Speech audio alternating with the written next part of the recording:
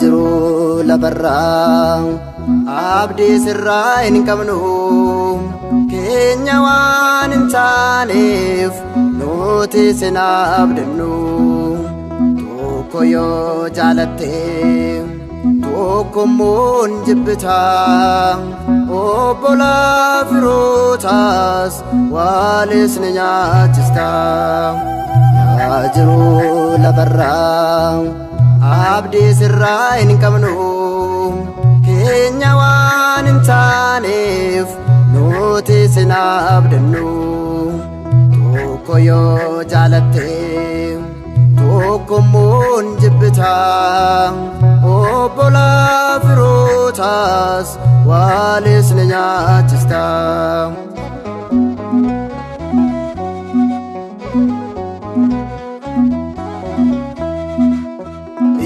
Yeesatu faatee sooressa nyaachista isa dhugaa qabus ati ni boochista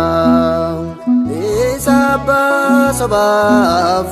aangollee ni laatte dhiigalmaan namootaas maaf gadi lolaste kan kana raawwate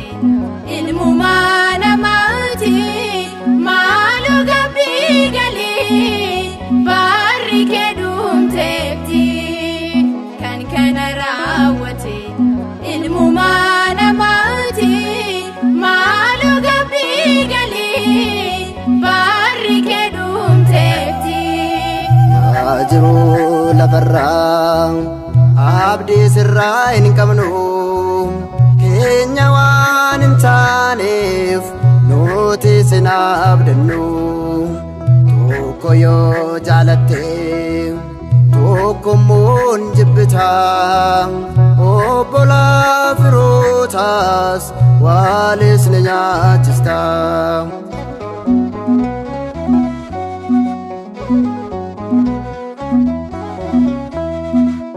namni yeroo kana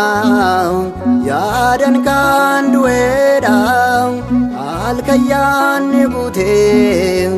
irriba dhaabuudhaan guyyaa osoo deemu harkasaa sa'uuni faayyaa manaa ba'ee karaatti hafuuni kun hundi kan ta'e nagaa dhabuu keenya maaloo nu yaadadhu ati uumaa keenya kun hundi kan ta'e nagaa dhabuu keenya maaloo nu yaadadhu ati uumaa keenya yaa jiru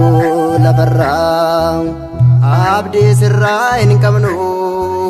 keenya waan hin taaneef nuti sin abdannu tokko yoo jaalatte tokko immoo hin jibbita obbolaa firootaas waalis ni nyaachista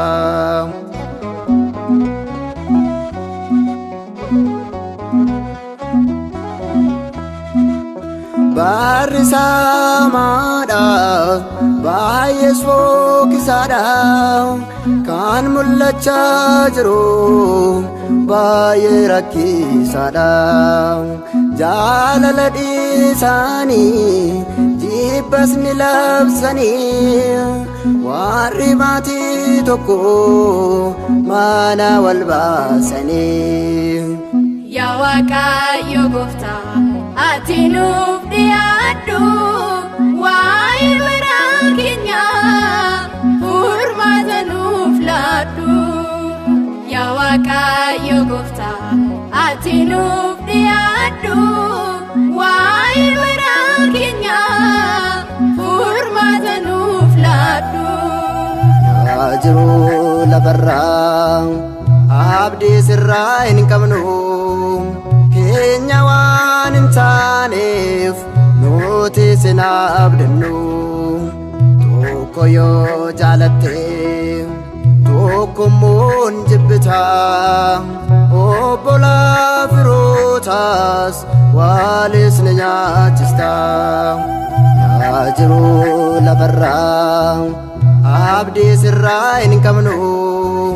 keenya waan hin taaneef nuti sinaabdannu tokko yoo jaalatte tokkommoon jibbitaa obbola firootaas waalis ni nyaachistaa.